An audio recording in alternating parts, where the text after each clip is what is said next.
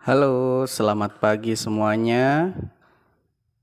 Oke, pada kesempatan kali ini kita akan belajar mengenai tips dan trik belajar efektif selama di rumah. Oke, ada 7 tips dan trik jitu untuk kalian bisa praktikkan selama di rumah.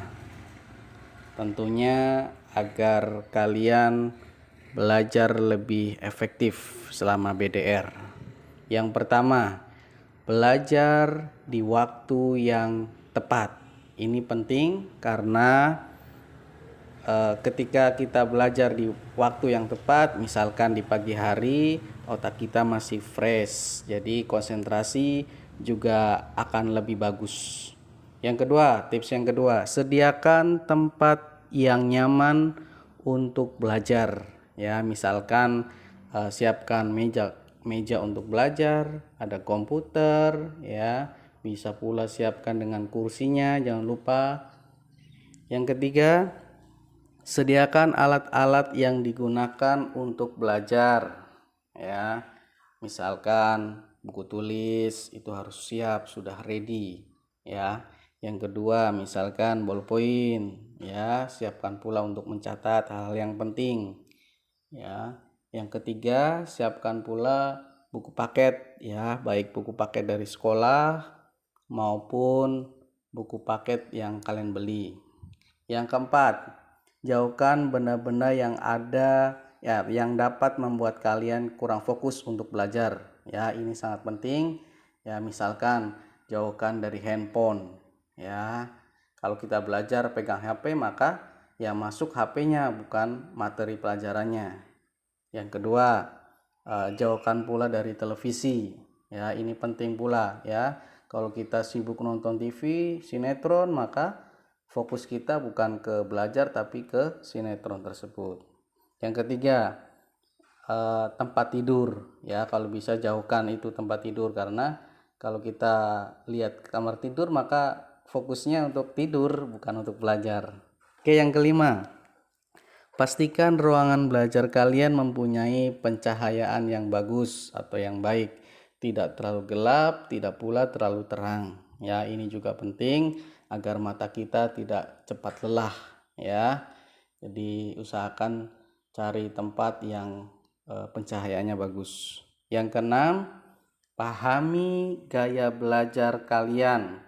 Ya, pahami gaya belajar apa yang sesuai dengan diri kalian. Ya, ada apakah kalian termasuk tipe yang pertama gaya belajar visual, ya. Apa itu gaya belajar visual? Gaya belajar yang lebih cenderung menggunakan gambar, grafik, warna atau imajinasi visual dan spasial. Jadi cenderung lebih menggunakan penginderaan mata. Jadi lebih cocok untuk media belajarnya yakni bisa menggunakan video atau mind map, ya, atau flashcard bergambar, ya.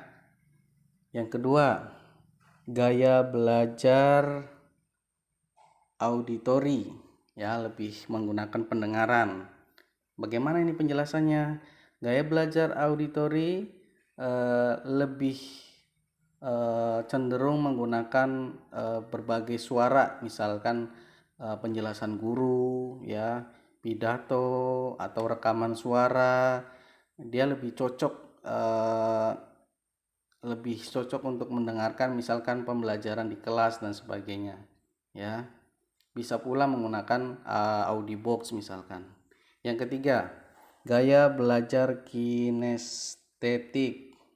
Ya, gaya belajar ini lebih cepat diterima siswa dengan caranya yaitu mengolah informasi dari hal-hal fisik, ya, misalnya sentuhan, terus kehadiran alat peraga dan partisipasi anak tersebut dalam proses belajar. Lebih banyak gerak, ya, menggunakan fisiknya untuk kegiatan misalkan olahraga dan sebagainya. Tipe yang keempat, ada tipe gaya belajar logical matematik, ya.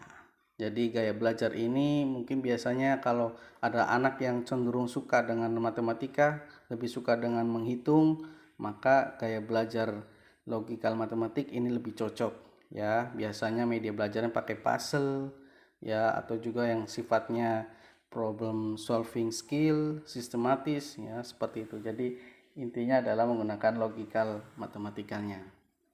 Sementara yang kelima ada gaya belajar verbal.